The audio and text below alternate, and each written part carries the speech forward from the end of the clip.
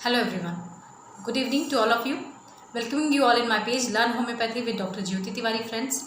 जिस तरह से हम मेडिसिन का डिस्कशन करते हैं, आज हम एक पैथोलॉजी को लेकर के मेडिसिन के बारे में डिस्कस करेंगे. होम्योपैथी का क्या रोल है और ऐसी कौन सी बेस्ट होम्योपैथिक मेडिसिन हैं जो हमें वेट लॉस करने में हेल्प करती हैं. How to lose weight by homeopathy and what are the management, उसके बारे में बात करेंगे. तो सबसे पहले हम बात कर लेते हैं कि जो वेट गेन होता है उसके क्या कारण है और उसके क्या दुष्प्रभाव है. इसको जानना बहुत ज़रूरी होता है. देखिए, चाहे फीमेल हो या मेल हो, आपकी अगर लाइफस्टाइल सेडेंट्री है, लाइफ में एक्टिविटीज़ कम है, तो ये एक बहुत बड़ा कारण हो सकता है आपके वेट गेन का. तो आप अपने लाइफस्टाइल को ध्यान दें कि आपका उसमें सेडेंट्री हैबिट तो नहीं है, या फिर आपके जो खान पान का तरीका है उसमें अगर आप ज़्यादा ऑयली फूड ले रहे हैं, शुगर की मात्रा ज़्यादा है, नमक की मात्रा ज़्यादा है और ज़्यादा से ज़्यादा फैटी फूड का आप कंजप्शन कर रहे हो, तो उस वजह से भी वेट गेन हो सकता है. तीसरा कारण है हार्मोनल इम्बैलेंस. बॉडी में किसी भी तरह की किसी भी उम्र में अगर हार्मोनल इम्बैलेंस हुआ है, चाहे आपने मेडिकेशन लिया हो किसी भी तरह का, या फिर कोई भी ऐसा दुष्प्रभाव बॉडी में हुआ जिस वजह से हार्मोन्स इम्बैलेंस हुए और वहाँ पर आपको वेट गेन होना शुरू हो जाता है. आजकल स्ट्रेस भी एक बहुत बड़ा कारण माना गया है वेट गेन का, क्योंकि चारों तरफ बहुत सारे ऐसे एटमॉस्फेयर, ऐसी चीज़ें हैं जिस वजह से हम कई बार स्ट्रेस में आ जाते हैं और एक वो कारण बन जाता है वेट बढ़ जाने का. महिलाओं में देखा गया है कि पीसीओडी की वजह से इरेग्युलर मेंस्ट्रुएशन और वेट गेन का जो इशू है बहुत ज़्यादा होता है.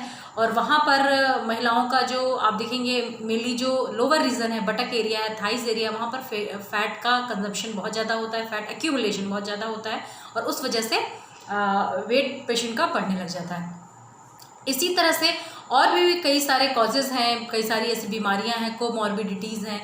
अगर आपको हो गई हैं, डायबिटीज़ हो जाती है या थायराइड हो गया है या फिर इनडाइजेशन कॉन्स्टिपेशन का इशू है, उस वजह से बॉडी में कई बार माल एब्जॉर्प्शन होता है फूड का, या फिर प्रॉपर एब्जॉर्प्शन ना होने की वजह से बहुत ज़्यादा hormonal imbalance and bowel irregularities होती हैं और वहाँ पर भी वेट गेन देखा जाता है.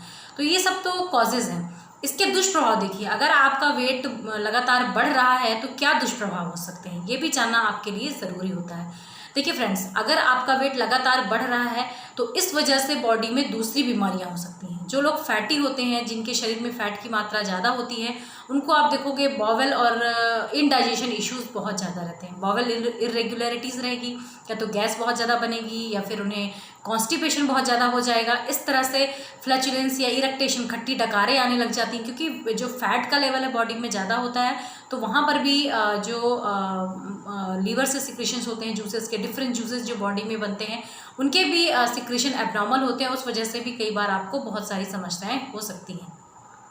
इसके अलावा अगर आप वेट कंट्रोल नहीं कर पा रहे हो तो आपको डायबिटीज़ हो सकता है, हाइपरटेंशन हो सकता है. डायबिटीज़ तो आजकल आप देख ही रहे हो कि अनकंट्रोल्ड डाइट और अनकंट्रोल वेट की वजह से डायबिटीज़ बहुत ज़्यादा हो रहा है. सेडेंट्री हैबिट्स हो रही हैं या फिर आपका डाइट्स जो है, लाइफस्टाइल सही नहीं है, तो उस वजह से आपको ये बीमारी भी हो सकती है. इसके अलावा और भी चीज़ें हैं जहाँ पर हम देखते हैं कि ओबेसिटी की वजह से पेशेंट को कितनी सारी चीज़ें फेस करनी पड़ जाती है. आजकल नी पेन का प्रॉब्लम हर पेशेंट में देखने मिल रहा है बिकॉज ऑफ वेट गेन. अगर बहुत ज़्यादा वजन है आपके लोअर एब्डोमेन में या अपर बॉडी पार्ट में, तो फिर वहाँ पर आपको नी पेन का प्रॉब्लम भी बहुत हो रहा है, जिसको कंट्रोल करना मुश्किल हो जाता है. देखिए, नी पेन तो एक स्लिम इंसान को भी हो सकता है, पतले दुबले इंसान को भी हो सकता है, लेकिन अगर आप वेट गेन कंटिन्यूसली कर रहे हो तो आपका जो प्रेशर है वो नी में ज़्यादा आता है ना, चलने में, घुटनों में ज़्यादा प्रेशर आता है और उस वजह से आपको बहुत दिक्कतें हो सकती हैं. तो इस तरह से बहुत सारे कॉजेज़ हैं और बहुत सारी ऐसी चीज़ें हैं. स्लीप डिसऑर्डर बहुत ज़्यादा देखा गया है,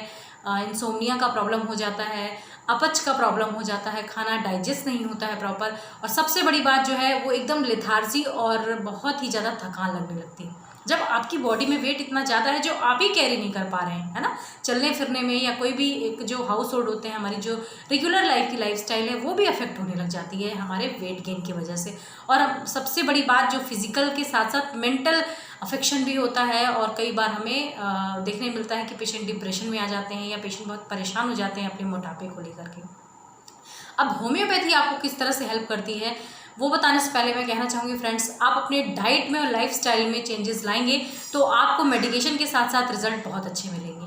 होम्योपैथी में हमारा जो तरीका है मेडिसिन को प्रिस्क्राइब करने का वो कॉन्स्टिट्यूशनल होता है। हर पेशेंट के लिए एक इंडिविजुअलिस्टिक रेमेडी होती है, पर कुछ ऐसी मेडिसिन हैं जो प्रीडोमिनेट हैं या जो मेनली प्रिस्क्राइब की जाती हैं पेशेंट्स को, उनके बारे में डिस्कस करते हैं। जैसे कि आप सभी जानते हो, कुछ होम्योपैथिक रेमेडी ऐसी हैं जिनके पेशेंट उनके लुकअप से ही डिफाइन किए जाते हैं, उनके कॉन्स्टिट्यूशन से ही। तो हम homeopath complete constitutional on the basis of physical, mental और जो जनरल सिम्टम है उस पर होम्योपैथी मेडिसिन प्रिस्क्राइब करते हैं। तो जिससे सबसे पहले बात करते हैं कैलकेरिया काफ की। कैलकेरिया काफ का जो पेशेंट होता है वो थुलथुला होता है, थुलथुली स्किन होती है और जो वजन होता है वो सेंट्रल पार्ट में बहुत ज़्यादा होता है। प्रोफ्यूज पर्स्पिरेशन, उससे पसीना बहुत ज़्यादा आता है। यहाँ आप देखोगे पूरा जो स्कैल्प रहेगा वो भीगा रहेगा। जो पेशेंट सोता है, चाहे वो बच्चा हो, छोटे बच्चों में भी मोटापा देखा जाता है, और वहाँ चाहे छोटा बच्चा भी हो, यहाँ पर पूरा पर्स्पिरेशन, पसीना बहुत ज़्यादा आता है। पिलो पूरा भीग जाएगा या जहाँ पे वो लेटता है वो पूरा भीग जाएगा। उसकी जो खाने पीने की हैबिट होती है वो बहुत एबनॉर्मल होती है। रॉ मटेरियल खाने की आदत होती है, कच्ची चीज़ें खाने की आदत होती है, या फिर चौक, मिट्टी, इस तरह की जो कोयला, इस तरह की चीज़ों को चबाने की आदत हो जाती है। और उस वजह से जो स्टूल होता है वहाँ पर कॉन्स्टिपेशन भी देखने मिलता है, वाइट तरह का स्टूल भी देखने मिल सकता है। और यहाँ पर पेशेंट को एग की डिज़ायर बहुत ज़्यादा होती है। तो इस तरह की पेक्युलैरिटीज़ अगर हमें मिले, स्वीट की डिज़ायर मिले, तो हम, और एंजाइटी, ऑल टाइम एंजाइटी रहती है पेशेंट को, और वो कॉजलेस रहती है, समझ ही नहीं आती किस वजह से एंजाइटी हो रही है, इनसिक्योरिटी बहुत ज़्यादा रहती है, तो ऐसे पेशेंट को हम कैलकेरिया काफ प्रिस्क्राइब करते हैं। नेक्स्ट बात करते हैं ग्रेफाइटिस की। ग्रेफाइटिस का जो पेशेंट होता है वो भी बहुत फैटी होता है। उसका जो लोअर पार्ट है, बटक है, थाइज है, वहाँ पर बहुत ज़्यादा फैट का एक्यूमुलेशन होता है। और मेनली फीमेल्स में देखा गया है फ्रेंड्स कि उनके साथ साथ उन्हें मेंस्ट्रुअल इरेगुलरिटीज़ मिलेंगी, मूड डिसऑर्डर्स मिलते हैं, म्यूज़िक जो है उनके लिए इंटॉलरेबल होता है, एंड स्वीट की बहुत ज़्यादा डिज़ायर होती है। और क्रैक्ड जो स्किन है ग्रेफाइटिस की, बहुत ही अनहेल्दी स्किन होती है। नेल्स जो होते हैं आपको वाइट नेल मिल जाएंगे, इनग्रोन नेल्स मिल जाएंगे, क्रैक्ड हील्स मिल जाएंगी, और कई बारी तो पाम्स में और फिंगर्स में भी क्रैक्स मिलते हैं। तो ऐसे पेशेंट को हम ग्रेफाइटिस की तरफ सेलेक्ट कर सकते हैं। इसके बाद बात करते हैं नाइट्राम्यूर की। देखिए, नाइट्राम्यूर तो मेनली जो मेडिसिन है वो नॉन रेमेडी है फॉर एमेसिएशन, दुबला पतला पेशेंट, लेकिन फैटी पेशेंट्स में भी कॉन्स्टिट्यूशनली ये बहुत अच्छा काम करती है। ऐसे पेशेंट जिनका जो कॉन्स्टिट्यूशन है उसमें एनीमिक जरूर मिलेगा, वो पेशेंट एनीमिया की हिस्ट्री होगी, पेशेंट का जो हीमोग्लोबिन है वो हमेशा 6, 7, 8 से नीचे ही जाएगा, है ना। उसमें कैकेक्टिक कंडीशन होती है, येलोनेस मिलेगी, जो फेस है वो ड्राई, विर्थी, एकदम अनहेल्दी स्किन के साथ साथ पेशेंट फैटी होता चला जाएगा। एंड उसका जो मूड है वहाँ पर आप देखेंगे कि थोड़ी सी बातों में एकदम उसे गुस्सा आ जाएगा, ईजिली एंगर्ड, ईजिली ऑफेंडेड। ऐसे पेशेंट जो रिजर्व डिस्प्लेजर पसंद करते हैं, और कॉन्सोलेशन से उन्हें एग्रावेशन होता है। जब भी कोई ऐसी बात, ऐसी सिचुएशन आए जहाँ पर उन्हें कंसोल करना पड़े, तो दे गेट ईजिली एग्रावेटेड। तो ऐसे पेशेंट्स में हम वहाँ पर नाइट्राम्यूर प्रिस्क्राइब करते हैं। सॉल्ट का बहुत ज़्यादा जो पेशेंट कंजप्शन करते हैं, या ग्रीन चिलीज़ का बहुत ज़्यादा कंजप्शन करते हैं, वहाँ पर ये रेमेडी इंडिकेटेड होती है। इसके अलावा कुछ और रेमेडीज़ हैं, जैसे फाइटोलक्का है या लाइकोपोडियम है, they are also very very helpful. पर वहाँ पर कॉन्स्टिट्यूशनली और जो उनके सिम्टम हैं वो मैच करने चाहिए। लाइकोपोडियम में अगर आप देखोगे इनडाइजेशन का इशू मिलेगा, लोअर पार्ट जो रहेगा वो वहाँ पर फैट गेन होगा, अपर पार्ट जो रहेगा वो एमेसिएटेड रहेगा, पेट जो है एकदम टाइट, टेंडर जिसे बोलते हैं, फुला हुआ पेट रहेगा, ऊपर की तरफ एपिगैस्ट्रिक रीजन में गैस आएगी, और फ्लैचुलेंस का इशू हमेशा रहेगा। टेंडरनेस के साथ साथ फ्लैचुलेंस, गैस बहुत ज़्यादा बनेगी।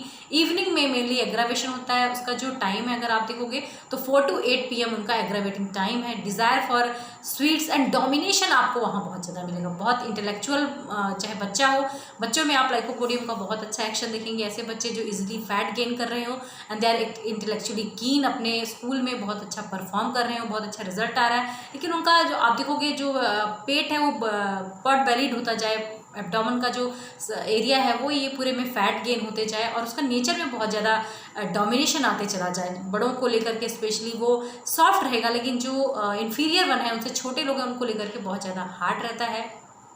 लाइफ में बहुत ज़्यादा प्लानिंग करके चीज़ों को चलता है, मनी के लिए थोड़ा माइजर रहता है ना, पैसों को बचाने को लेकर के। और वो अगर हेल्प करता है, उसकी मेंटालिटी बहुत पिक्यूलियर है, किसी की वो हेल्प भी करेगा तो आपको पता भी नहीं चलता है। तो इस तरह के पेशेंट में हम लाइकोपोडियम का प्रिस्क्रिप्शन करते हैं। फाइटोलक्का का जो पेशेंट है, आपने देखा ही होगा कि फैटी पेशेंट, फाइटोलक्का बहुत ज़्यादा पिक्चर्स में या बहुत ज़्यादा कई बार देखी गई, थुलथुला मोटा तगड़ा पेशेंट जिसे बार बार थ्रोट का इन्फेक्शन हो रहा हो, ऐसे पेशेंट में हम फाइटोलक्का का प्रिस्क्रिप्शन करते हैं। There are other remedies like sulphur का पेशेंट भी पॉट बेलीड हो जाता है, उसके जो म्यूकस मेम्ब्रेन है बहुत ज़्यादा रेड रहते हैं, वहाँ पर हम सल्फ़र का प्रिस्क्रिप्शन करते हैं। और हाइजीन से जो आप बार बार रिलेट करते हैं, सल्फ़र में 2 पोलैरिटी दोनों ही साथ में मिलती हैं, दोनों ही जगह हाइजीन का भी वहाँ पे डिज़ायर है, फास्टिडियस भी होता है sulphur in one extent, other extent वो अनहाइजीनिक भी होता है। तो वहाँ पर बहुत सारे सिम्टम हैं जहाँ स्वीट डिज़ायर को लेकर के, अपने एप्रिसिएशन को लेकर के सल्फ़र का पेशेंट बहुत ज़्यादा कॉन्शियस होता है, एक फिलोसफर होता है एंड अपनी लाइफ में हमेशा वो केयरलेस होता है। तो ऐसे पेशेंट्स को हम सल्फ़र का प्रिस्क्रिप्शन करते हैं। तो ये फ्रेंड्स ऐसे ही होम्योपैथिक मेडिसिन है जिनको हम सिर्फ कॉन्स्टिट्यूशनली ही प्रिस्क्राइब करते हैं, ऐसा थेरेपेटिकली उठा करके कोई रेमेडी नहीं देते। और बेसिकली आप मुझे जानते हैं कि मैं एक क्लासिकल होम्योपैथ हूँ और इस तरह से ही मेडिसिन का प्रिस्क्रिप्शन करती हूँ। तो आई होप कि आपको वेट मैनेजमेंट में मेरा ये वीडियो हेल्प करेगा और होम्योपैथी आपको हेल्प करेगा। इसी तरह से मेरे वीडियोस देखते रहें, सुनते रहें और अप्रिशिएट करें। Thank you so much.